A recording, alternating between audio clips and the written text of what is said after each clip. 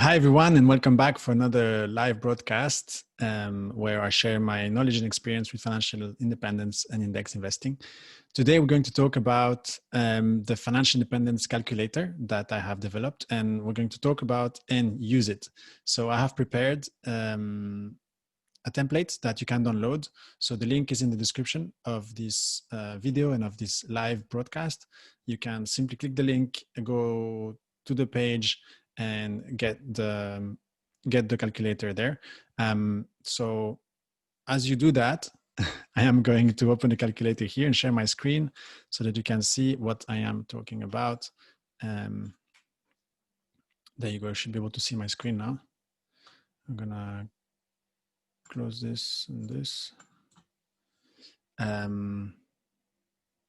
Right, so you should be able to see my screen, and as you can see, it's the basic financial independence calculator, which includes inflation. And you should be able to download something that's very similar to this. Actually, I am exactly on the page, on the document that you were going to download. And so as I change things here, you probably see them changing also in the document that you download anyway. Right, so this is the 1.3 version. So I've been working on this for a while, and I've done several iterations of this. And the whole point of this calculator is to estimate how much you need to invest to be able to reach financial independence and how long that will take given certain assumptions up here, right? So when is your financial independence date? In this case, it's August 2028. In 8 years, that's pretty good. 8 years and 3 months, according to this calculator here. So that's the goal of this financial independence calculator. I did talk about the 4% rule of thumb in the previous video that I'm going to link as well in the description. And like that, if you're not familiar with how this works, then you can simply check that previous video. But here is what we're going to do today. We're simply going to walk through an example, and then we'll see how various changes in the assumptions can have an impact on the time to financial independence. This is a very much DIY tool. I have developed this just based with my very limited Excel skills. I wonder if I can zoom in now. And so all the math is basically here, right? So if you scroll down, there's a blue table, and these are all the numbers that are generated as you change the parameters. And then the tool simply goes and look for the time where you reach, where your portfolio becomes bigger than what you need to call yourself financial independent. So all the math is there. If you want to look it up, you can do that. If you want to change things, you can do that. But I believe it's pretty accurate because I've compared this with other tools, and actually it has more features than most of the tools that we see out there. Right, so how this works is you set the date. Better to put the date of today. So today is the 17th of September 2020, right? So we're gonna put 9 and 17. So that's September 2020, well, September 2020. Yeah, it is September 2020. I don't know why it shows 17 anyway. Let's do it again. September 2020. There you go. So that's the current month. And we assume that the next distribution will take place at the beginning of the next month. So this is just to say that if we are on September, then the next contribution into our portfolio will be at the beginning of October, right? Starting capital, let's imagine we have 50,000 euros that we've saved so far. So this current value of the portfolio or amount that's ready to go. So if you're investing this month, like a large sum, then you could put it here, right? Then monthly contribution. So in this case, we simply assume that you start with a portfolio of a specific size, 50,000 euros, and then monthly you will be adding extra money to this portfolio and grow it like that, right? So obviously we're talking about a portfolio of index funds invested in Boggerhead style, so low cost, broadly diversified index funds that are passively managed. So this technique only works for that, right? And so here, let's imagine that we're not putting 2,500, but 1,000 euros. Expected long-term returns. So this is something you need to check for the specific market that you will be tracking, right? So the US stock market has on average over the long term has been growing at about 9% a year. Now here we're considering a global market, and we're considering also you know, a balanced portfolio of stocks and bonds. So we choose 7.5. It could be maybe 7, but it's something that you need to determine based on the portfolio that you're going to be investing in. We have an estimated inflation rate. Again, this is just, you know, a hypothesis. It's what we assume could be in the future, and it's a flat rate for the, you know, for the forever future. But here we assume 2.5%. And for those of you who don't know what inflation is, it's simply the rate at which your money loses value over time. So that means that if the markets are going up by 7.5% a year, every year, cash is losing value of 2.5%. So the actual real growth in terms of real returns, it would be 7.5 minus 2.5. So that's 5% a year real growth of the money that's invested. All the cash that you own is losing 2.5% of its value per year, right? So this is what inflation does. So it basically works against us. So if we were to deduct simply to get the real returns of investment would be 7.5 minus 2.5. So that's real return on investment. In this case, it would be 5, right? Now, investing costs, they're rarely at 0. So we put them here as, yeah, so we put 0.3%, which is more or less the cost for DIY investors who have almost no taxes to pay. So this is including TER, but also taxes, transaction fees, etc. And so we make an estimate that over the very long term, although transaction fees and taxes can be high at first, over the long term, they'll be very small. If you want to be more conservative, you can put 0.5. There's no problem with that. Now, the next cell is where you put the safe withdrawal rate. We talked about safe withdrawal rates in the previous video, which, as I said, is linked in the description. And it's usually between 3 and 5%. We've seen in the previous video that early retirement now, there's a lot of research on that. And for longer time periods, you need a safe withdrawal rate, right? So if you only depend on your portfolio and you need your portfolio to last 60 years, say you retire at 40 and you hope to live until you're 100, then you need that to last 60 years, right? So if you have no other income stream at all, then you want to be very safe, and you'll be probably moving towards 3% as a safe withdrawal rate. But if your portfolio needs to last only 30 years and is well optimized, then you can probably go for a 4% rule. 4% safe withdrawal rate, and then if you are, you know, closer to retirement and you also have a pension that's coming or other sort of income, then that could go up even higher, you know, and in some cases 5% works as well. So this is a very, it depends very much on your personal situation. Yeah, what's your time horizon, and whether you have other sources of income, and whether you have a pension that's coming in at some point. If you're trusting your pension, obviously that's a different question as well.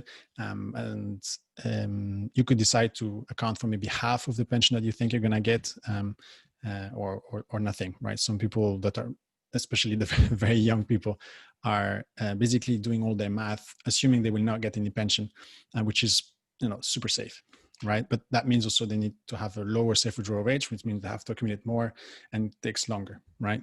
Obviously, there's always pros and cons to these things. So when you're very safe, you end up accumulating more than you probably need, but that covers, you know, extra risks. It covers for extra risk. Now, the real safe withdrawal rate will be whatever the theoretical safe withdrawal rate is minus the actual investing costs, right? So there's a cost to invest, and the safe withdrawal rate estimations are, in vast majority of cases, calculated without taking into account any investing costs. So we need to deduct those because they need to be paid, obviously, and then we need to survive on whatever is left, right? So in this case, the real safe withdrawal rate is 3.5% after deducting investing costs. And this was working earlier. I don't know what's going on here. Why is this not showing properly? All right, so this is the date that I changed earlier, right? So we're gonna go back to what it was. Yeah, it doesn't like this date format. So we're going to put 9/9/2020. Right. There you go. So it's just the date format that wasn't working so well. So, right. So the real safe withdrawal rate is whatever the safe withdrawal rate is after deducting investing costs. Now, this is very important because when you're investing in index funds, you can either do it yourself, which would be, you know, full DIY index investing, where, and you can have, you know, investing costs that are lower than that, maybe 0.3. But then imagine you go and invest with, you know, through a bank that will charge you, say, an extra 2% on this. This could be let's say 2%, right? All of a sudden, 2%. All of a sudden, your real safe withdrawal rate becomes 2% instead of 3.5, for example, or 3.7, and that changes completely the whole calculation and delays financial independence by a lot. You could also make an estimate of how much that would be if you go with a robo-advisor, right? Say 1%. Again, it's a little typo. So again, that makes some differences. So let's take a look at those differences, right? But the last parameter that we need to look at is the required monthly income. So how much do you need to live happily, right? And so you could try to push that to lowest number possible, which means that you'll be living frugally, but also retiring much earlier. Maybe that helps you also save more and invest more. So there's obviously a lot of benefits in reducing your cost of living, because you can save and invest more, but also because that means that your target portfolio size is smaller, which means you get there much faster, right? So there's a double benefit to that. But let's imagine we need 2,000 euros a month to live comfortably. This is all in today's euros, right? But we shouldn't be too worried about this, because we have, well, the way we mitigate this into saying that in the future that might change is that we include here inflation, right? So this calculator will take into account inflation. And so if it's 2,000 euros a month today, in 10 years, it will be more than that, because we are applying a 2.5% inflation rate every year to these numbers. And so in the future, so you could say today I need 2,000 euros in a month to live. In 10 years, that's likely to be higher. Why? Because cost of living goes up a little bit, but mostly the value of our money goes down. Our purchasing power goes down. So we might need 2,500, for example. And so that is taken into account with the 2.5% inflation rate there.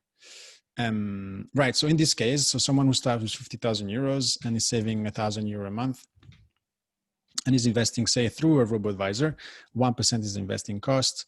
The theoretical safe withdrawal rate 4%. The actual safe withdrawal rate will be 3% because of investing costs, and that person will be, will need a future monthly income. So in 29 years and 4 months to be able to buy the same amount as to get to for the same lifestyle as today you would get with 2,000 euro, that person would have to have 4,118 euros, right? So this is simply the cost of living forecasted with taking into account inflation.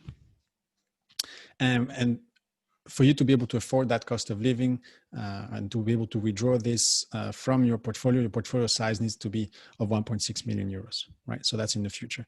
And how soon do you get to that portfolio size? Knowing that you are investing 1,000 euro a month and you start with 50, it takes you 29 years and 4 months. So in December 2049, that's when you reach that target portfolio. So this gives you an idea of how long it would take you to get there, how much money you will have then, and then what is the monthly income you will get from that portfolio, right?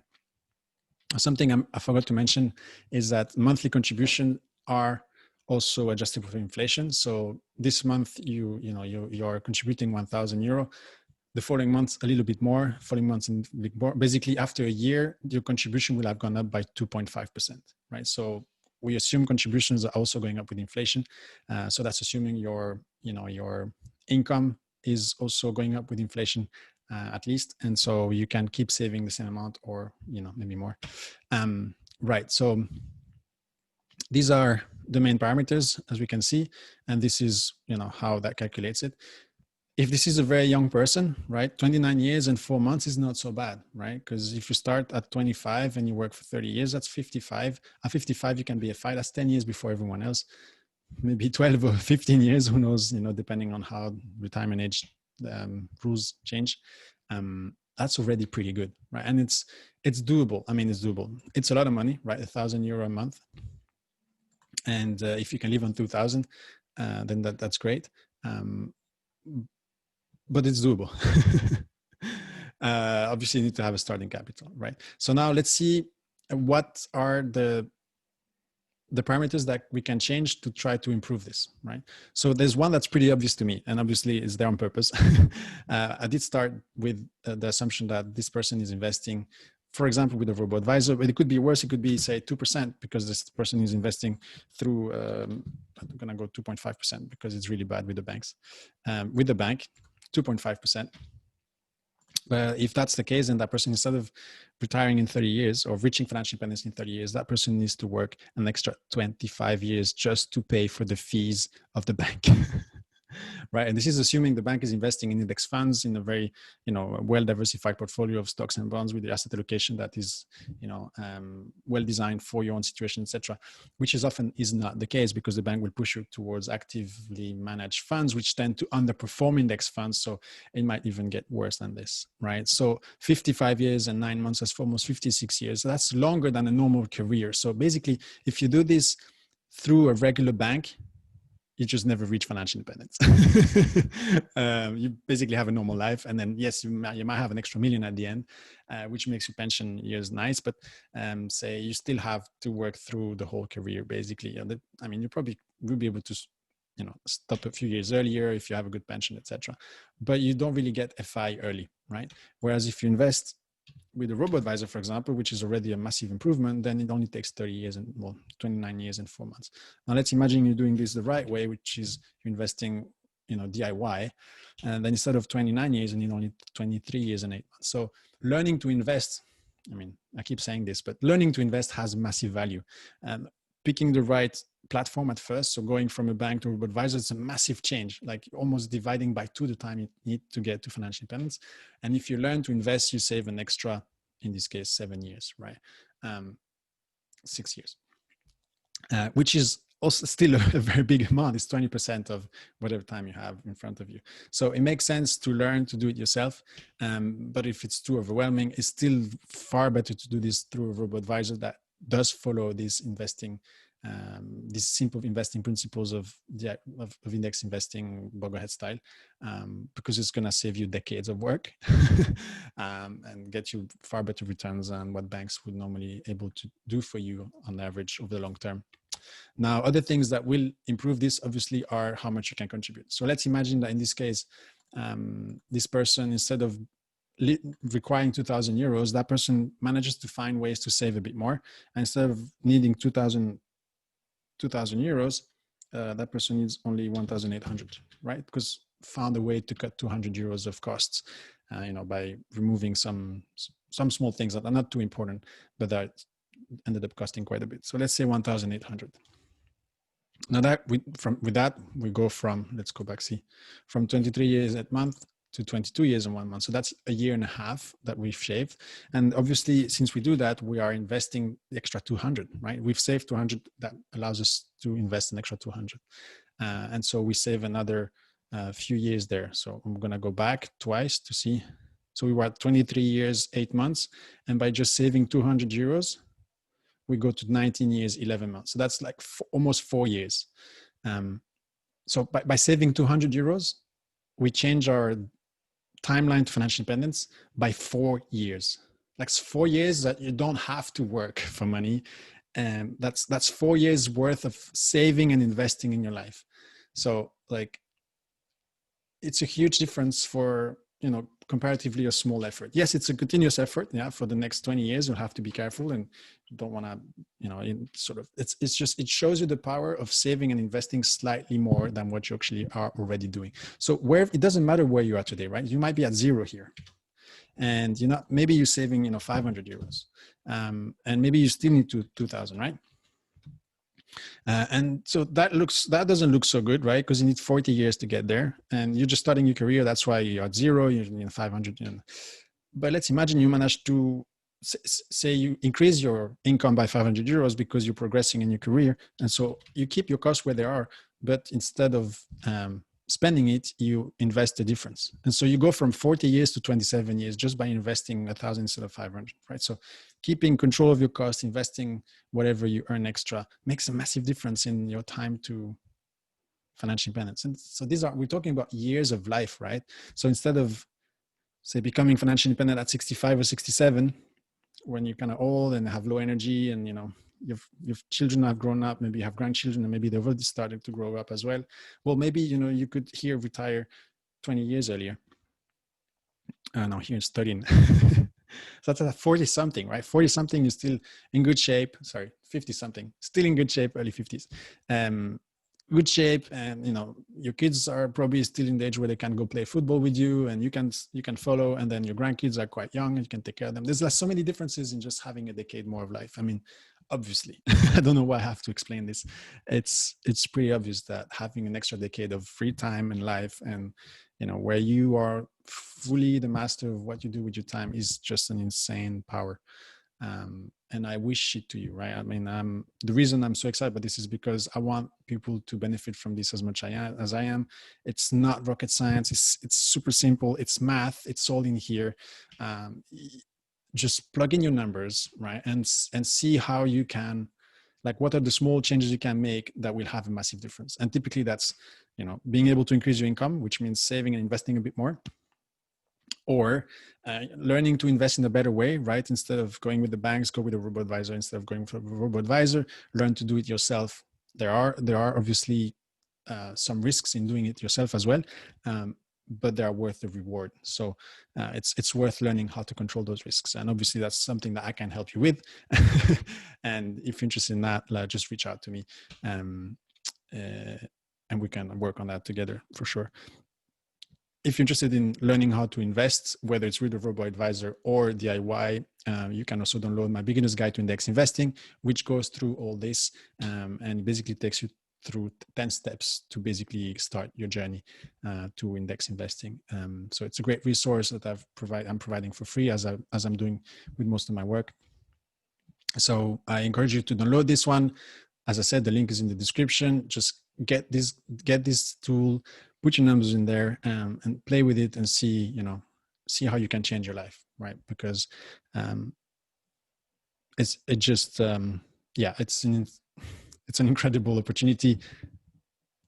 I feel blessed that I am in this position where I can live this life and I can share this with others, and I want this to work for you, so that you can join me, and then we can talk about this sort of stuff together. I'm looking for people like me. Anyway, I hope you can join soon. So, hopefully you have already some money aside and you have savings, and you can put that in there. And so you'll see, like how long it takes you to get to financial independence. What I would love that you do is you download this tool, you put the numbers in there, and then you find ways to improve it. And then in the comment, you tell me, if I do things the right way, I only have 10 years to go and I'm financially independent. Like, I would love to hear that. And then, maybe what you've learned from this, right? So maybe before this video, you were like, oh, I need to work until I'm 65 or 67 anyway. And then after this video, and after just going through this tool, you have like, wait a second, I can save 2 decades of work. By 45, I might be able to pull this off. It's just a few things I need to change, or maybe I'm already on track. And with this simple approach, I'm already, probably in a good shape for 45. Like, tell me where you are, and tell me how much longer you have to get to FI.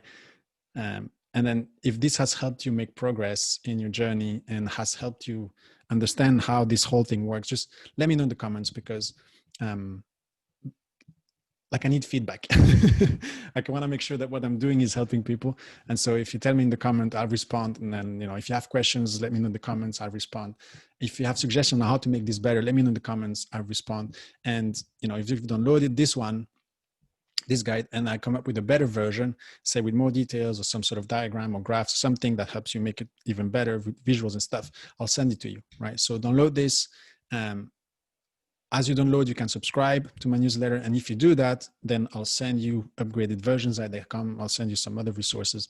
You can also download and not be on my newsletter. You can also subscribe whenever you want. But if you join the team, if you join the tribe, I'll send you more stuff to help you on your way, because that's what I want for you. So there you go. This is much longer than I expected, because I'm obviously too excited about this topic. But I hope it helped.